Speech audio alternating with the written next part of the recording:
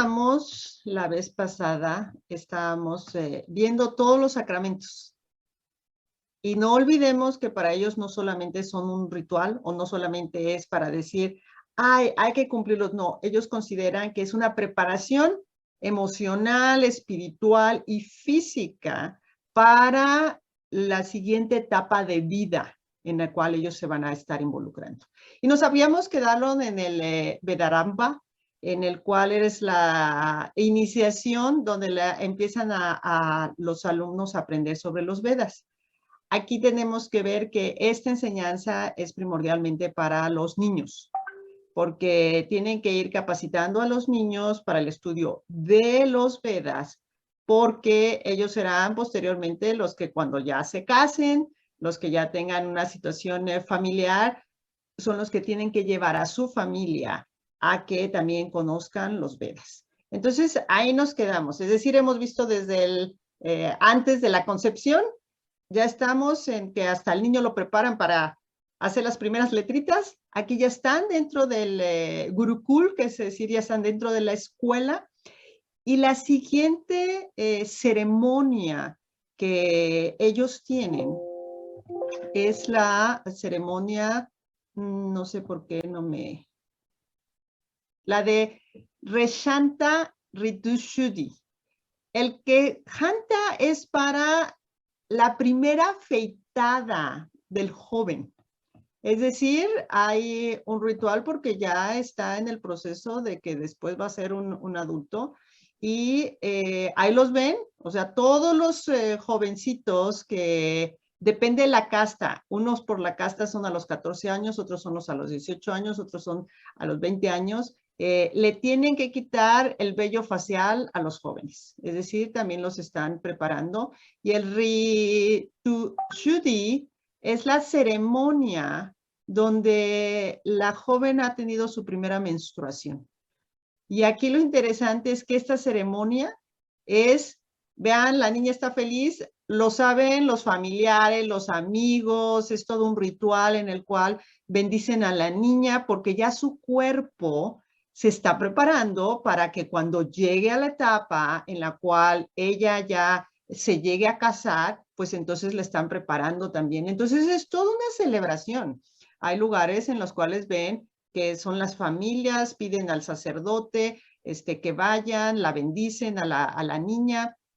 Todo mundo sabe que ya entró a la edad, mayoría por la primera menstruación, y de esa forma recibe regalos.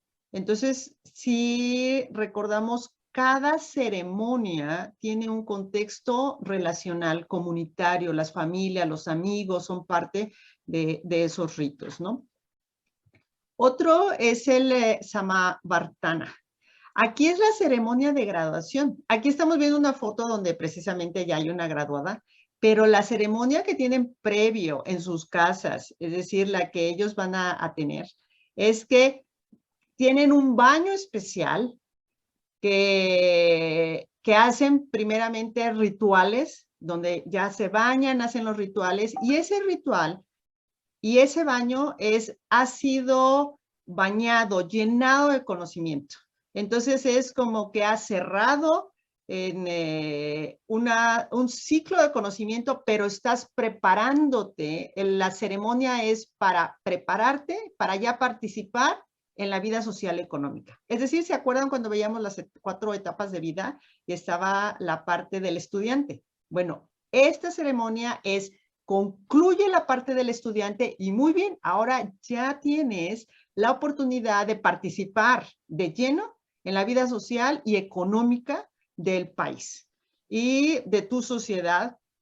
Y por lo tanto, ya empiezas a trabajar, es cuando ya la gente puede pensar, algunos dejarán algún espacio para casarse, otros es porque ya cubriste la primera parte, hay familias que el requisito para casarse es que precisamente cumplan con el sacramento del Samavartana para que después ya puedan pensar en otra cosa que no sean los estudios. Eso no quiere decir que no puedan continuar con estudios, maestrías, doctorados. Recuerden que dentro del hinduismo el conocimiento es parte de lo importante para después lograr salvación, lograr liberación. Entonces, por eso cuando veamos las deidades, tienen deidades específicas para la sabiduría, para el conocimiento. Entonces, lo que les decía, las personas, las tarjetas de presentación son para ellos culturalmente importantes, porque ahí vas a poner tu nombre, pero tienes que poner, entre más estudios tengas, entre más capacitación requieras, ellos son así como que, si es alguien en el cual el estudio le es importante, es alguien que tiene una disciplina, tiene una responsabilidad y considera que la capacitación es algo importante. Entonces, después del Samavartana, entramos a la ceremonia fuerte de las que hay en la India, que es el Vivah. Vivah es la ceremonia de matrimonio. Entonces, cuando uno está en la India o cuando uno conoce gente hindú, no importando si estás en otro país, las bodas es el inicio de una nueva relación familiar, es la oportunidad de procrear, de tener legado, de tener descendencia. Entonces, las bodas están a través del libro de los Vedas especificado qué es lo que se tiene que hacer, desde cómo pedir a la novia, de qué manera es el intercambio de regalos de las familias, a qué día deben de empezar los rituales ceremoniales, en qué momento piden que el astrólogo vaya. Es decir, todo el contexto, no es solamente decir, es una boda. No, hay toda preparación antes de la boda y hay elementos dentro de las bodas en la cual ellos consideran que son importantes. Ahora, no importa si vas a una boda de una clase baja, si vas a una boda en una zona urbana o en alguna zona rural, los pasos para llevar a cabo la boda son igualitos, porque están escritos, porque los Vedas así lo establecen y las personas, para que ellos vean que su inicio de matrimonio va a ser bendecido, tienen que llevar estos pasos. Ahora, dentro de muchos de los pasos, los 3 rituales más importantes son el Homa. El Homa es cuando se enciende y está, aquí vamos a ver, el fuego, se enciende el fuego, el cual les simboliza que va a haber la cuestión espiritual, que el fuego quema toda situación que no es positiva, en el cual están viendo desde las áreas ancestrales.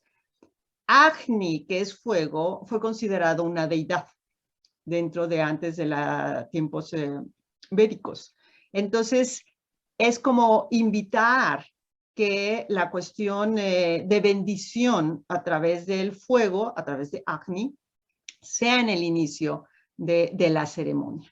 Otra de las partes importantes es el Panigrahena, en el cual indica el vínculo de unión de los novios. Es decir, es cuando ya empiezan a hacer la ceremonia y empiezan a dar vueltas los novios. Esa parte se llama Saptapadi y significa 7 vueltas alrededor del fuego.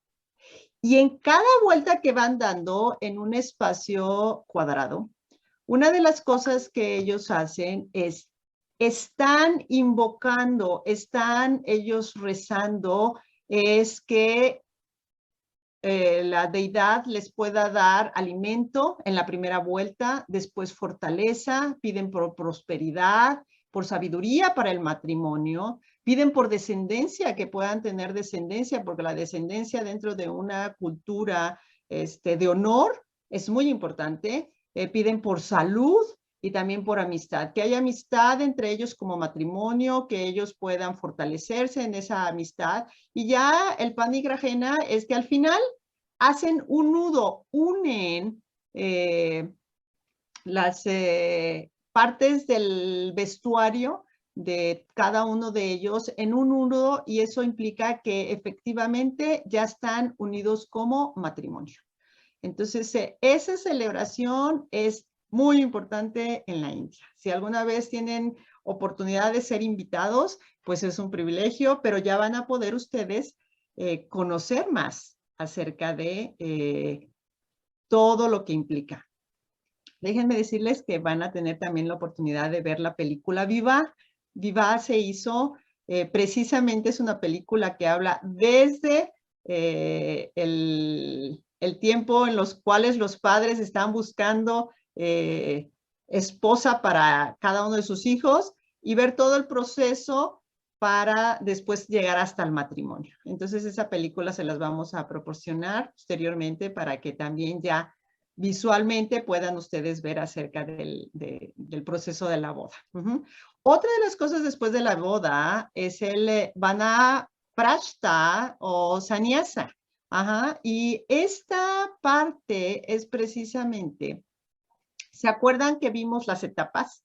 Bueno, esta es la etapa donde ya marca para ellos el inicio de la tercera fase de la vida, alrededor de los 50 años, es cuando aquellos que quieren, los individuos ya se retiran de la vida mundana, es decir, ya casaron a sus hijos, ya cumplieron todos los propósitos que tenían y quieren prepararse de una manera espiritual.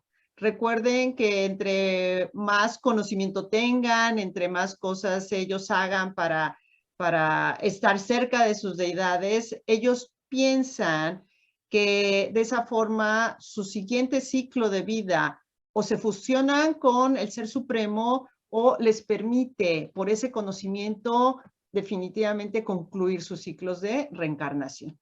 Y ya el sannyasa es cuando ya a los 75 años ellos comienzan a tener esa vida. Muchos de los gurús que hay en la India, y vamos a ver algunas fotos, es porque han sido personas que han sido casadas, tienen hijos, pero se apartaron después a dedicarse al estudio de las escrituras y a el poder impartir este conocimiento con otros.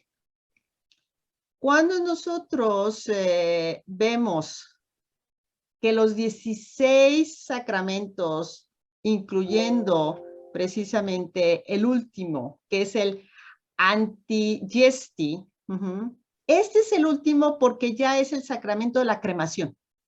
Aquí es cuando los cuerpos son cremados. El hindú cree que el Atma, el alma, es inmortal, por eso tiene diferentes ciclos de reencarnación. Lo que creen que es el cuerpo es lo único que muere físicamente, pero el espíritu continúa en sus ciclos de reencarnación. Entonces, como ellos creen que el cuerpo está hecho de 5 elementos, que son la tierra, el aire, el fuego, el agua y el espacio, ellos consideran que al cremar el cuerpo, cada uno de los elementos del organismo va a regresar ya sea al aire, o al fuego, o a la tierra, o al espacio, para poder, entonces, el espíritu tener la libertad de poder seguir sus ciclos de reencarnación. Estos 16 sacramentos, si nos damos cuenta, están pensados desde la concepción, desde antes de la concepción, porque fue el primero para que concibieran despuésito de la boda, hasta llegar a la cremación. Para el hindú, el cumplir cada uno de los sacramentos le implica que está haciendo su dharma. ¿Se acuerdan que vimos el término dharma? Está haciendo el deber que le corresponde mientras está en esta tierra, con el anhelo que sean sus puntos positivos para su siguiente ciclo de reencarnación. Aquí ellos enseñan a sus hijos, es una enseñanza que va de generación en generación para que continúen esta enseñanza. Así que con estos 16 sacramentos terminamos el área de el conocimiento de los valores. ¿Qué valores hemos visto aquí? Ellos valoran la familia, valoran el estudio, la sabiduría, valoran las relaciones, porque cada uno de sus eventos los hacen en comunidad, valoran el poder a cada uno de los hijos, llevarles al conocimiento de lo que son sus escritos. Y esto es importante porque cuando nosotros entendemos los valores dentro de una cultura y conocemos la palabra de Dios y cómo Dios a través de ella nos hace saber el valor tan hermoso que es que Él nos formó en el vientre de nuestra madre, que Él está al pendiente, que Él nos deja precisamente su palabra para tener guía, para hacer sabios a los padres, para también sabios a los hijos. Es decir, que cuando llega ya el momento de ir discipulando a aquellos que llegan a conocer al Señor, también por medio de el poderles llevar, compartir de Jesucristo, dejarles una Biblia, que tengan la palabra en su mano. Cuando llega ya el punto del discipulado, pues sabemos todo lo que culturalmente es importante. Y es que cuando lleguen a Cristo, ellos conozcan el origen de que Dios los pensó, Dios los amó, Dios los formó, que Él tiene propósito. Es decir, ayudarles a que ahora en Cristo sepan que su vida tiene identidad, que tiene propósito, y aun cuando mueran, ellos tienen una vida eterna, no una reencarnación, y tenemos que tener mucho cuidado de no usar terminología que para nosotros es muy común dentro del ámbito cristiano cuando estamos con gente hinduista, para que no se malentienda. Aquí lo que tenemos que ver es, tenemos que presentar a el Dios de la Biblia es un Dios que habla, es un Cristo resucitado, es un Dios que ve, es un Dios que escucha, y esa terminología para ellos es así como que, ay, ¿a poco ve, escucha? Ellos hacen todos sus rituales con la esperanza de recibir respuesta, pero si han estado muy pendientes de los testimonios de los hermanos de la India, cada uno hace saber, pues yo hacía todos estos rituales toda mi vida y me sentía vacío, o yo hacía todas estas cosas, pero no encontraba el camino, ¿no? Entonces vemos que todo eso que hacen de rituales, al final, pues bien dice la Escritura, mientras no tengamos a Cristo en nuestro corazón, nuestra vida no está plena. Y todo aquello que se haga por externo, pues nunca va a llenar lo interno. Entonces es cuando precisamente el Espíritu Santo viene a nuestra vida en lo interno, vienen los cambios y nuestra mentalidad llega a ser la mente de Cristo y comprender nuestra identidad que tenemos. Entonces, esto es importante en cuanto a los valores. Y ahora vamos a entrar al área de las creencias.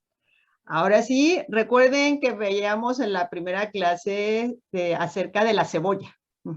Y veíamos que qué importante era ir, ahora sí que quitando capa por capa para llegar al centro sin lastimar, sino precisamente poder entender cómo es que llegan a ellos, a todo este conocimiento, cómo es que llegan a hacer todas estas situaciones de sus sacramentos, porque es que hacen otras cosas. Esta es la tercera capa en la cual es de la cebolla. Ya vimos primeramente las costumbres, importante conocer qué hacer y qué no hacer para tener puentes relacionales, ya vimos los valores, para que entendamos cuando vemos estas acciones, cada uno de esos sacramentos, bueno, nosotros ya sabemos qué es lo que están queriendo. Ellos están preparándose para el siguiente forma de vida y bueno, nos ayuda a saber cómo orar, para que también si se dan cuenta esta semana en los motivos de oración con la guía que estamos intercediendo a nivel mundial por los hindús, hablamos de las situaciones de familia, hablamos cómo son las situaciones con los hijos y nos ayuda a ver la importancia que tiene cada cosa y saber en qué etapa de vida cómo interceder para que Dios también les ponga testimonio para que conozcan al Señor, ¿no? Entonces, cuando hablamos de creencias, tenemos que ver que para el hindú, el hinduismo no es una religión. O sea, él dice, esto de religión lo han puesto la gente de afuera. Para nosotros, el hinduismo es simplemente Santana Dharma. Es decir, para ello nosotros tenemos una enseñanza eterna, tenemos una ley eterna, en el cual ellos no saben cuál es el principio y dicen que no saben ni el principio ni cuándo va a tener fin, porque como es una ley eterna, porque es algo que ha sido dado a través de los libros sagrados, es algo que ellos hacen en su diario vivir. Entonces, para ellos nosotros no tenemos una religión, es una forma de vida. El hinduismo es una forma de vida porque se ve en las relaciones, se ven en la familia, se ven en lo que nosotros hacemos. Y entonces cuando nosotros hemos visto que hay más de 1.150 millones de hindús, nos damos cuenta que hay una oportunidad tremenda de poder saber cómo interceder, pero también cómo compartir el mensaje del evangelio. Y aquí centrémonos que la pregunta central del hinduismo, es decir, todo hindú se pregunta, ¿cómo puedo librarme de la eterna reencarnación? Esa es la pregunta que tiene todo hindú. ¿Cómo me voy a liberar de esta eterna reencarnación? Y por eso es que vamos a empezar a ver más acerca de qué es lo que ellos creen. Ahora, como vimos, ellos creen que es un modo de comportarme, es una manera de vivir, es una actitud que tengo ante la vida y por eso es cada cosa que ellos hacen reflejan lo que ellos creen.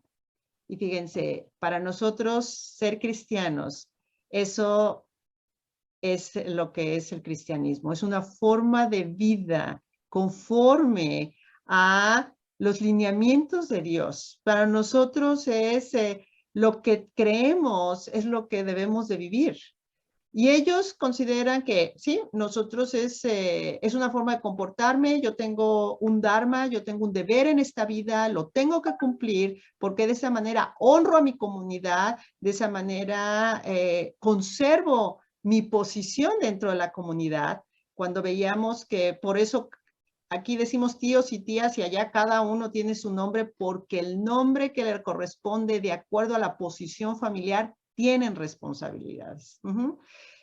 El hinduismo no hay un fundador ni un conjunto de principios establecidos y cada uno de los creyentes tiene diversas ideas sobre qué es la divinidad y es lo que vamos a ver, pero hay características que nos van a ayudar a ver cómo el hinduismo es algo totalmente diferente a cualquier otra religión. Y miren, cualquier religión y cualquier filosofía en el mundo se tiene que responder estas 4 preguntas. Una de las preguntas es, ¿cuál es la naturaleza de lo divino? Es decir, ¿qué concepto se tiene de Dios? La segunda pregunta que se tiene que hacer es, ¿bajo qué autoridad, de qué o de quién consiguen ese conocimiento? La cuarta pregunta es, ¿qué está mal en este mundo y qué controla nuestra vida? Y por último, la última de las preguntas que se tienen que hacer es, ¿cómo podemos solucionar este problema de lo que está mal? ¿Qué da salvación o qué me da liberación de las cosas que están sucediendo? Y miren, vamos a poner ejemplos para que nos demos cuenta. Desde el cristianismo, ¿cuál es la naturaleza de lo divino? Es decir, ¿cuál es el concepto que tenemos de Dios? Tenemos el concepto de un Dios trino, de un Dios santo, de un Dios omnipotente, omnisciente. Es decir, nosotros tenemos la naturaleza de quién es Dios a través de cuál es nuestra autoridad, la Biblia. Es decir, la autoridad que tenemos, que es la Biblia, es la que nos permite saber que la naturaleza de Dios es un Dios trino, es un Dios santo, es un Dios omnipotente, y vemos las características. Ahora, ¿qué está mal en este mundo? Pues sabemos que lo que está mal en este mundo es el pecado. ¿Y por qué? Porque nuestra autoridad, que es la Biblia, nos las hace saber. Y luego es, ¿cómo podemos solucionar el problema? sabemos que el problema del pecado se soluciona a través de la fe en Cristo Jesús, por el sacrificio que hizo Él en la cruz a favor de pagar por el pecado de todos nosotros y que nos vuelve a restablecer la relación con el Padre, y sabemos que su resurrección es la que nos da la esperanza de continuar adelante. Es decir, nosotros estas 4 preguntas las contestamos de esa manera.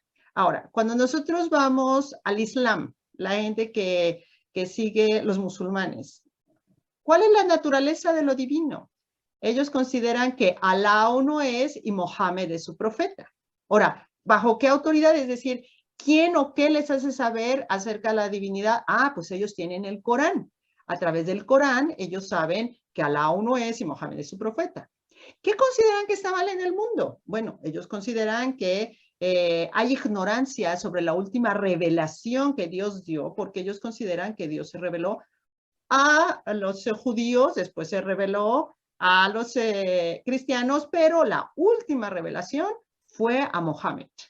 Y por lo tanto, lo que está mal en el mundo es la ignorancia sobre esa última revelación. Y entonces, ¿cómo van a solucionar el problema? Pues hay que islamizar el mundo. Hay que ir a todo el mundo para que estos infieles se conviertan a adorar a Alá, y de esa manera se puede obtener liberación. Y dentro del islamismo, aun cuando lleven todos los pasos y las pautas y lo que dice el Corán, ni siquiera ellos están ciertos que en un momento dado van a ir al cielo.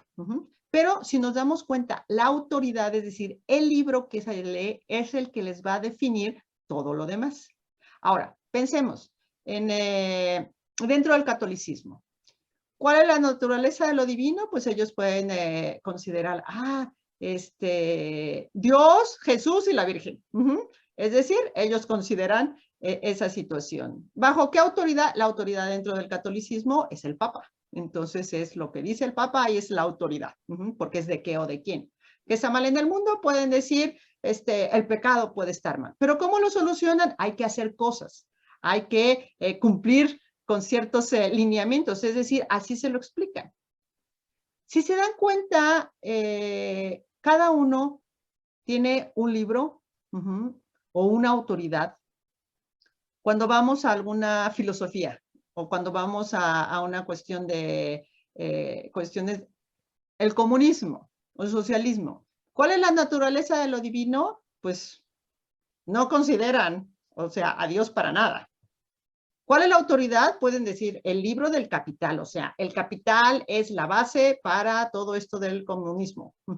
¿Qué está mal en el mundo? La mala distribución de las riquezas. ¿Cómo hacerlo bien? Hay que distribuir a las riquezas. ¿Se dan cuenta? Todos tienen religión o filosofía que responder esas 4 preguntas. Dentro del budismo es lo mismo. Y siempre hay un fundador. Es decir, cristianismo a través de las enseñanzas de Jesucristo, el judaísmo a través de todos los escritos del Antiguo Testamento, la cuestión de las filosofías, que si Stalin, que si Lenin, es decir, hay un fundador, siempre hay quien lo funda. Hay también un libro, una autoridad que está, hay una razón que está mal en el mundo, y por lo tanto hay una solución para ellos. Es decir, toda religión y toda filosofía da una respuesta.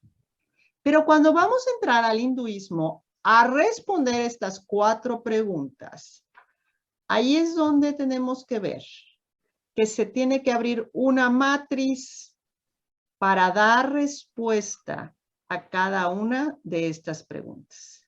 Y ahí es donde nosotros vamos a ver que el concepto que tienen de lo divino tiene diferentes respuestas. Ellos consideran autoridades diferentes cosas. Lo que está mal en el mundo tiene otras respuestas, pero quiero que se den cuenta que el hinduismo no tiene un fundador, no es alguien que digan, empezó por esta persona el hinduismo. No, no tiene un fundador, no tiene un solo libro, No tiene una sola manera de responder lo que está mal o lo que está bien en el mundo. Y para ellos, obtener la liberación puede ser de diferentes caminos, no solamente a través de uno. Entonces, por eso es importante. Tenemos la tendencia de ver a alguien de la India y decimos, es hindú. Como ya habíamos visto, puede ser indio hinduista, indio musulmán, indio cristiano, indio sikh, lo que sea. Pero también aquí nosotros no podemos decir, es hindú, por lo tanto cree esto y esto y esto. No, vamos a ver que yo tengo que saber qué podría creer, pero hasta que no me relaciono con la persona, hasta que no platico, voy a saber realmente qué es lo que cree y son las bases dentro de su caminar de vida del hinduismo. Pero este cuadro que vamos a ir llenando a través de las clases es para que nos ayude a que cuando conozcamos a alguien de la India, podamos decir, probablemente cree en estas deidades o probablemente cree en estos libros. Y tenemos punto de conversación. Ellos son los que nos tienen que decir en quién creen, quién es lo que consideran divinidad. Son ellos los que nos tienen que permitir saber qué libros leen para saber cuál es la autoridad.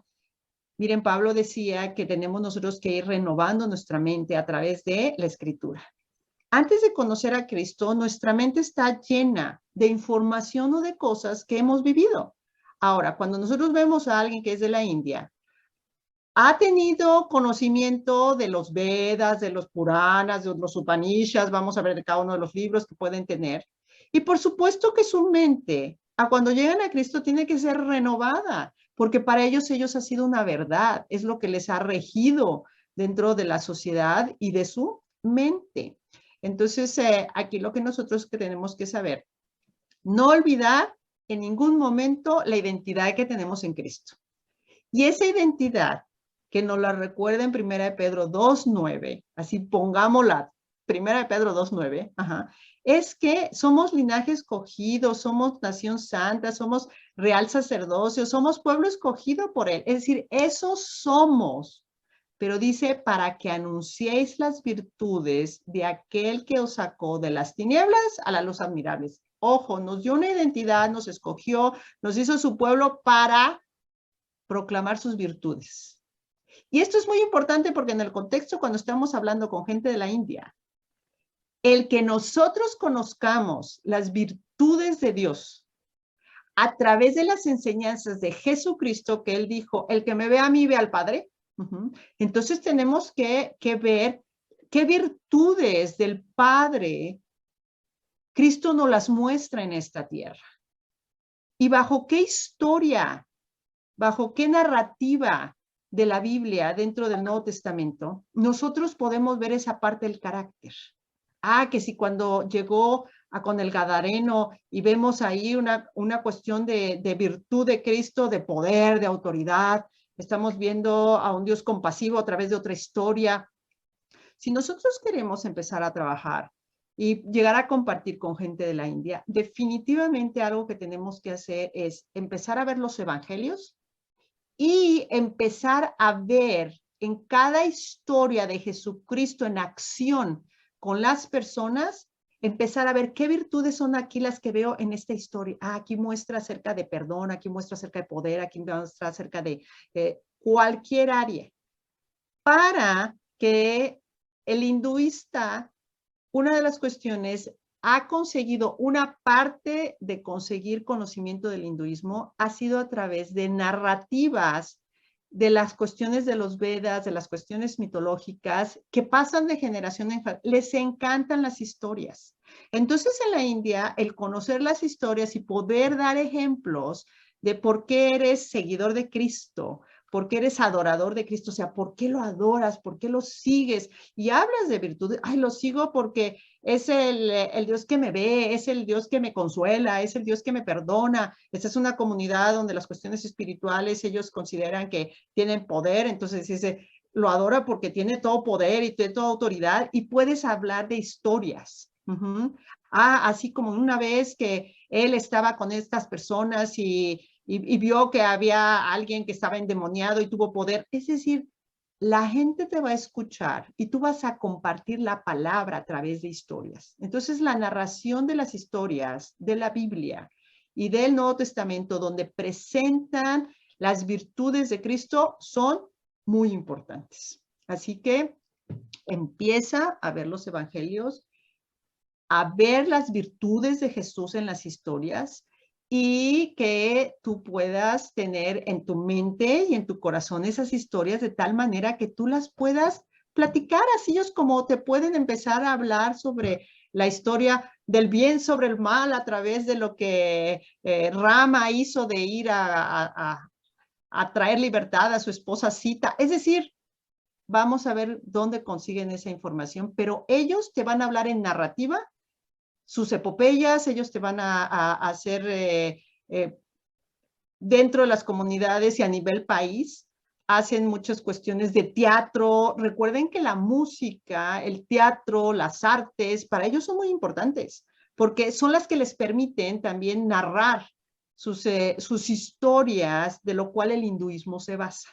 Entonces, esta parte de lo divino, la autoridad, el mal que controla esta vida y la solución, la vamos a llenar para que ustedes vayan tomando en cuenta. Y al final vamos a tener el cuadro completo para que así visualicemos qué pueden ellos creer.